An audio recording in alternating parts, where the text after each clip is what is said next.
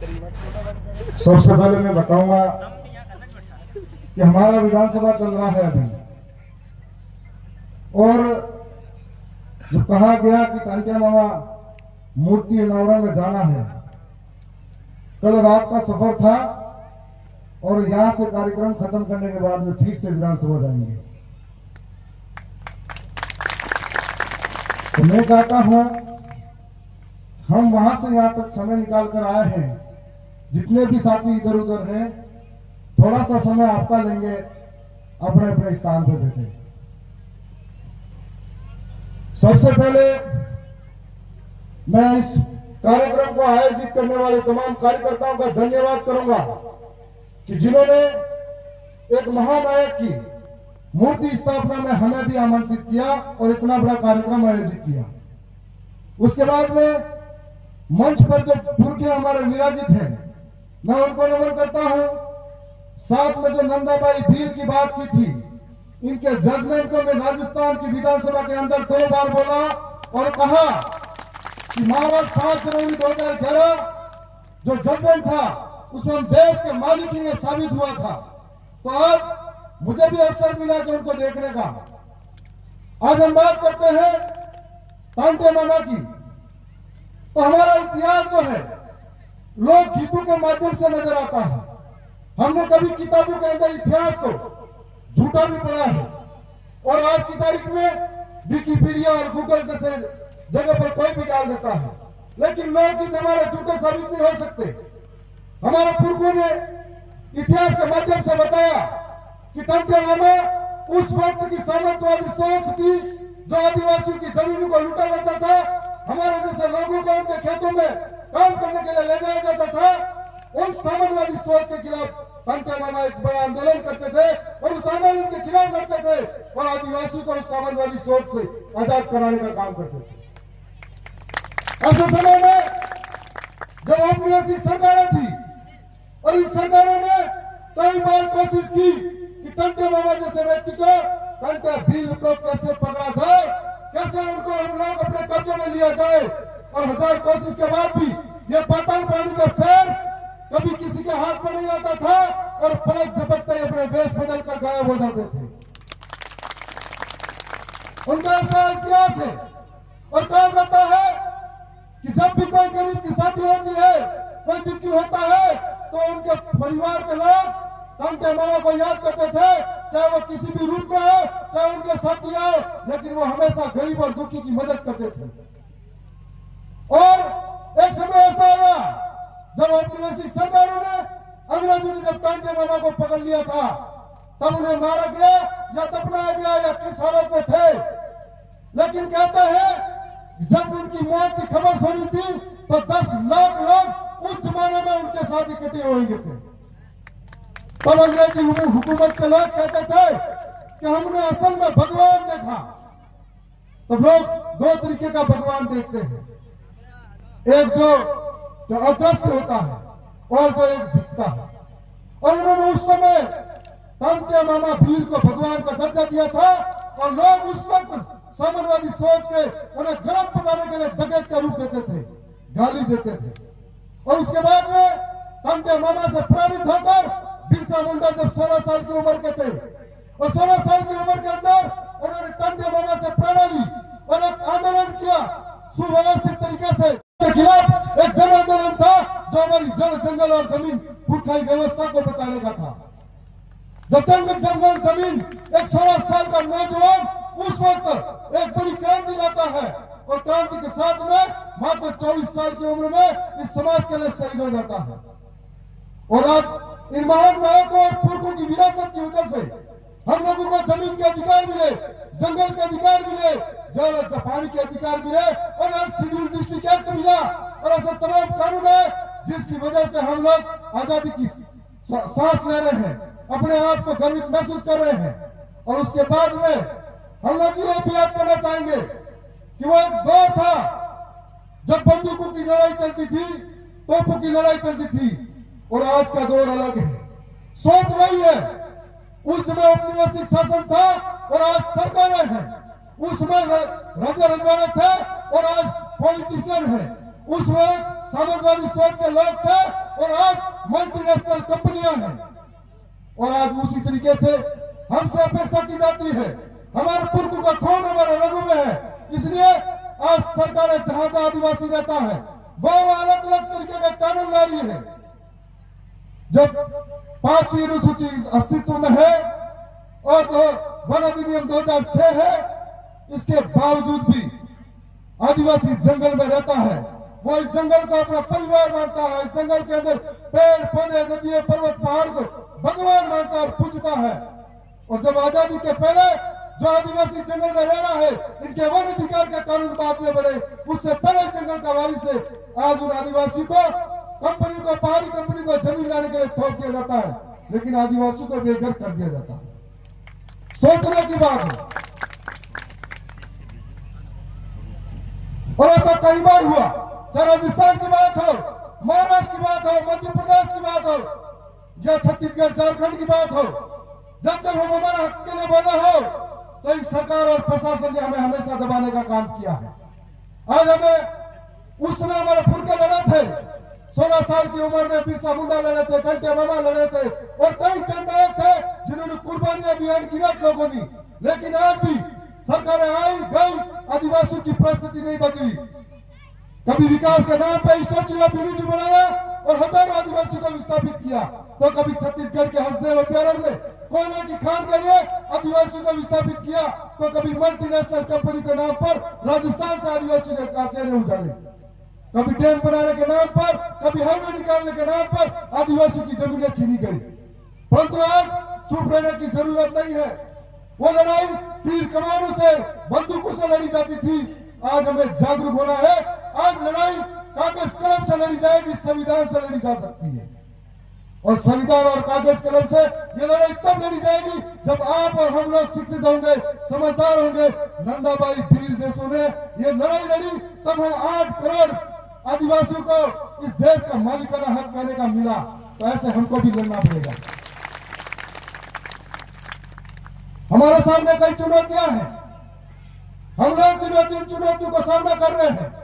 और हम दक्षिणी राजस्थान के अंदर आप सभी हमको देखते होंगे, ये कम उम्र के नौजवान विधायक बनकर गए तो राजस्थान की सरकार के नाक में दम कर रखा है हमारे आदिवासियों के लिए। तो ऐसा दक्षिणी राजस्थान के आदिवासियों की तरफ आप देखते हो, हमारे को भी दक्षिणी राजस्थान के अलावा इस देश के आदिवासियों की तरफ नजर जाती है कि जब राजस्थान के आदिवासियों के अलावा मध्य प्रदेश का आदिवासी हो, गुजरात का आदिवासी हो, महाराष्ट्र का आदिवासी हो, छत्तीसगढ़ का आदिवासी हो या झारखंड का आदिवासी हो या मणिपुर का आदिवासी हो, यदि उनको चोट पहुंचती है तो हमें लगता है कि हमारे हिस्से के अंदर, हमारे दिल के किसी कोने में चोट लगी है। तो ऐसे में हमें जरूरत है एकजुट होने की, परंतु हम एकजुट इसलिए नहीं हो रहे।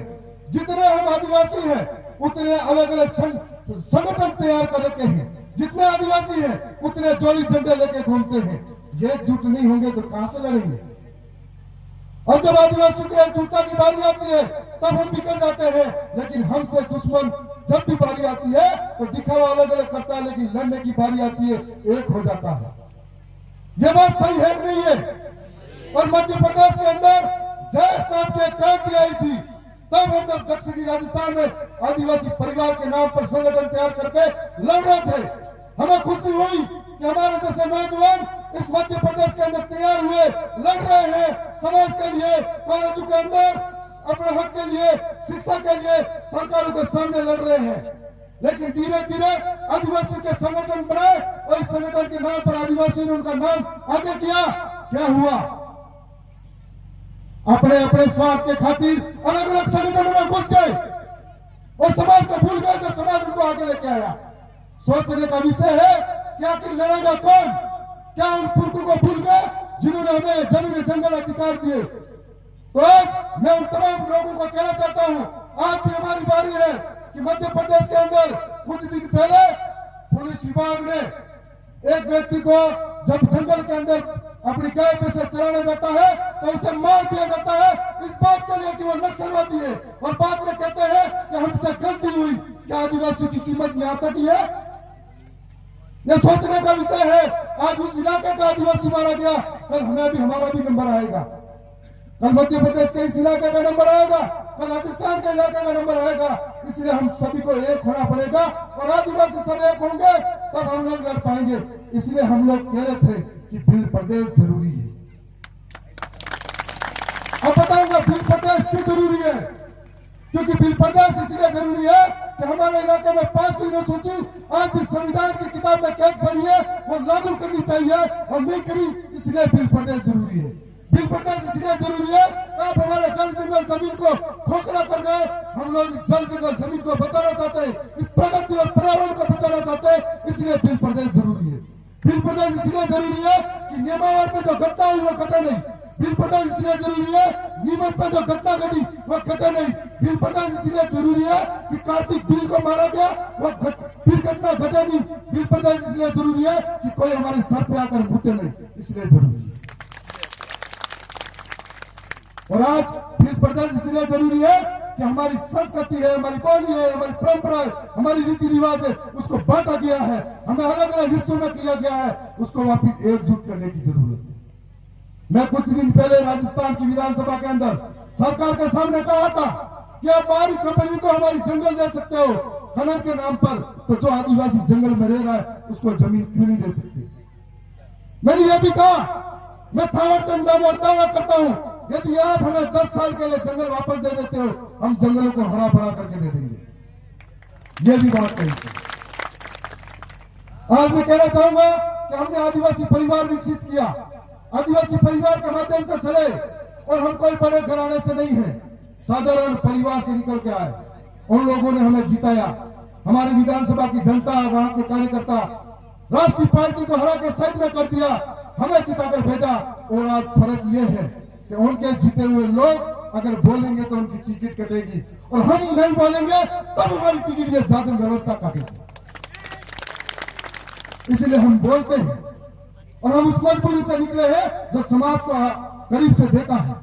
तो आज जरूरत है आदिवासी परिवार की तरह यह अनुशासन मध्य प्रदेश के अंदर भी पनपे। और जो लोग ये चाहते हैं कि अलग अलग दल में चले जाएंगे, जाकर हम लोग यहाँ पे पार्टी मजबूत करके टिकट ले आएंगे, जीत जाएंगे, नहीं। आप समाज का सोचोगे तो समाज आपके लिए सोचेगा। हमको जिस तरीके से समाज में आगे पहुंचे, समाज उनको भी आगे पहुंचा देगा और आप लड़ते रहिए इस समाज के लिए। यह मैं कहना चाहता हूं। मैं ये भी कहना चाहूंगा कि हमारी लड़ाई सरकार से है, किसी जाति से नहीं है। और सरकार से इसलिए हमारी लड़ाई है कि आज हमारा सरकार लगातार नुकसान किए जा रही है। आज साथ साथ में बिल प्रदेश के साथ साथ में तमाम नौजवान यहाँ खड़े हैं, बैठे हैं। हमने आए मूर्ति स्थापना करी और स्थापना करने के बाद में चले गए डीजे बजाते, तो क्या फायदा। जब बिरसा मुंडा 16 साल की उम्र में इस समाज के लिए शहीद हो गए और हमारे यहाँ के टीवी स्टार बनकर घूम रहे हैं 16 साल की उम्र में, तो क्या फायदा। हमें इसलिए हमारे समाज के बारे में सोचना है, तो इन्होंने जो किया है उसके बारे में महसूस करना होगा, सोचना होगा, तब समाज को आगे ले जा सकते हैं। और हमारे जैसे नौजवान जो आपके लिए लड़ते हैं उन्हें आगे पहुंचाना होगा। अब व्यवस्था बदल चुकी है, वो जमाना अलग था। अब राजस्थान की तरह मध्य प्रदेश की विधानसभा के अंदर मैंने यहाँ देखा है कि 47 ST रिजर्व सीट है, मतलब 47 लोग आदिवासी सर्टिफिकेट लगाकर भोपाल की विधानसभा के अंदर जाते हैं, लेकिन गूंगे पैर बन के बैठ जाते हैं।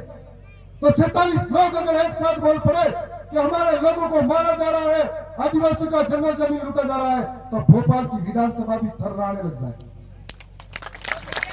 और 6 लोकसभा है, उनका जमीन मर चुका है। 1-2 विधायकों को मैं देखता हूं जो संघर्ष करते हैं और अपनी कौम के लिए बोलते हैं। मैं उनको कहना चाहता हूं, लड़ो, लड़ते रहिए, यह समाज का आखिरी लड़ाई है। यदि यहाँ पर हार गए तो हमारे पुरखों की याद आएगी और हमें फिर से टुकड़े टुकड़े कर दिए जाएंगे, हमें हमारी जमीन से बेघर कर दिया जाएगा, हमारे कानून दिनों दिन खत्म किए जा रहे हैं और आज कोई बोल नहीं रहा है, चुप है। राजस्थान के अंदर एक कानून अभी लेके आए, भू राजस्व कमेटी बनाकर।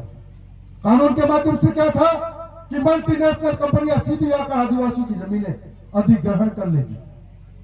जो आदिवासी जंगल में रहता है उसे मालूम नहीं है कि वन अधिकार के कानून कब पड़े, वो उससे भी पहले रहता है। जो आदिवासी जंगल में रहता है वो संदर्भ भूमि पर भी रहता है, उसके पुरखों ने यहाँ पर गाय भैंसा चराएगी इसलिए रख दिया और बिले दाम पर रहता है।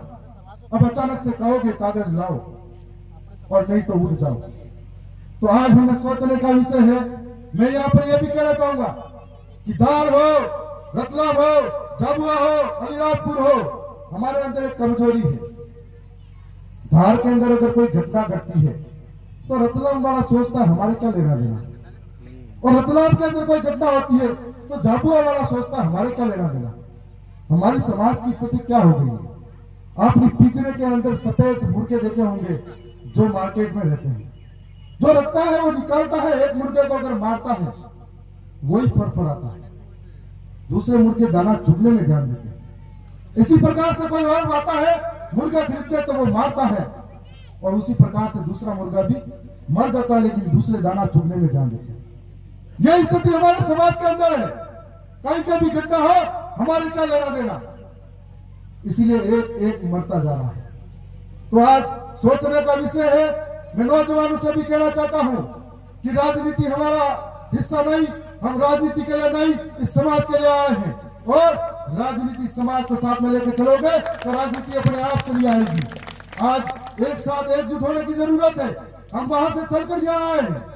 हम उम्मीद करते हैं कि हमारे अंदर कोई बात आए तो यहाँ का नौजवान भी हमें जागरूक करने के लिए वहां पहुंचे। आज इस तरीके से आप जगह जगह हमारे पुरखों की मूर्ति लगा रहे हो, यह बहुत बड़ी बात है कि कोई तो हमारे पुरखों को याद कर रहा है, वरना हमारे लोगों के इतिहास को मिटाने में कोई कसर नहीं रखी थी। जो राणा पुंजा का इतिहास हम देख रहे हैं, जो राणा पुंजा मेवाड़ के अंदर महाराणा राव प्रताप पड़ा था, वो महाराणा राणा पुंजा की वजह से पड़ा था। और उसी इलाके से हमारे राजस्थान के जो जनजाति मंत्री बना था, जनजाति मंत्री, आपने एक वीडियो देखा होगा कि उसको पढ़ा लिखा कागज दे दिया जाता है बीजेपी के द्वारा और पढ़ते पढ़ते कागज गुम हो जाता था, बिरसा मुंडा का इतिहास भूल जाता। ऐसे ऐसे लोग हैं, हमें सोचने की जरूरत है।